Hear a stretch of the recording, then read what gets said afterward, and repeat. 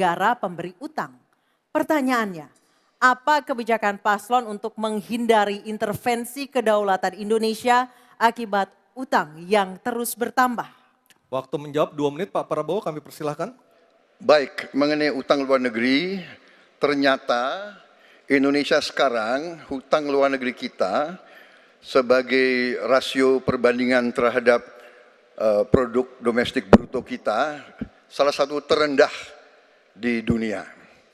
Jadi masih kita sekitar berada di sekitar 40%, sedangkan banyak negara jauh di atas kita.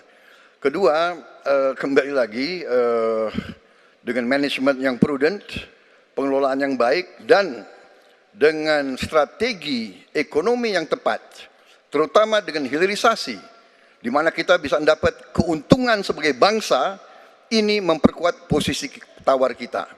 Jadi saya kok tidak terlalu khawatir negara lain mau intervensi kita soal hutang.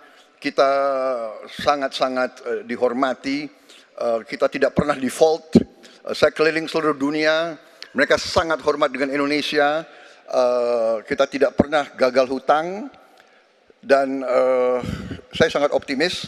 Tapi kembali, kita harus punya kekuatan pertahanan yang kuat, supaya tidak bisa diintervensi, tidak bisa digertak, tidak bisa diintimidasi.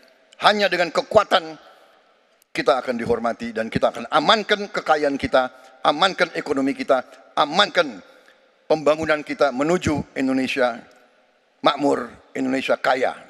Terima kasih. Masih ada sisa waktu Pak Prabowo? Ya, mohon tenang. Saya tegaskan kembali ya, bahwa pelajaran sejarah manusia yang lemah akan selalu ditindas. Kita lihat saja apa yang terjadi di Gaza. Kita tidak boleh lemah, kita tidak boleh waktu habis. Dilindas oleh bangsa lain. Pak Prabowo, kami persilahkan kepada calon presiden nomor urut 1, Bapak Anies Baswedan, untuk menanggapi jawaban dari capres nomor urut 2 dalam waktu. Oke, silakan Anissa. Baik, selanjutnya capres nomor urut 2, jawaban capres nomor urut 2 akan ditanggapi oleh calon presiden nomor urut 3, Bapak Ganjar Pranowo. Kami persilakan Bapak, Anda 1 menit. Kita membaca buku Convention of Economic Hitman dari John Perkin, bahwa hutang-hutang itu memang bisa mematikan. Maka hati-hati kalau mau hutang. Terutama pada infrastruktur yang punya risiko tinggi. Kita mesti hitung betul, kita mesti prudent betul. Karena ini pernah dilakukan dan membuat banyak negara kolaps karena hutang.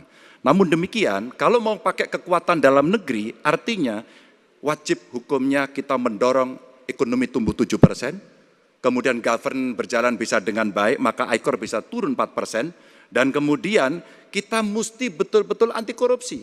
Kalau itu tidak dilakukan, maka tidak akan tumbuh ekonomi yang ada di tempat kita. Ease of doing business mesti dilakukan. Hanya saja memang kalau kita bicara pada industri pertahanan kita, mesti kita kuatkan industri dalam negeri. Jadi mohon maaf kaitan dengan hutang, no utang, no usang. Sehingga alutsista kita betul-betul kita lakukan transfer of teknologi dari dalam negeri. Waktunya habis. Waktu sudah habis. Mohon tenang, mohon tenang, mohon tenang. Sekali lagi mohon tenang. Kami persilakan kepada calon presiden nomor urut 1, Bapak Anies Baswedan, menanggapi jawaban dari capres nomor urut 2 dalam waktu 1 menit, Pak Anies.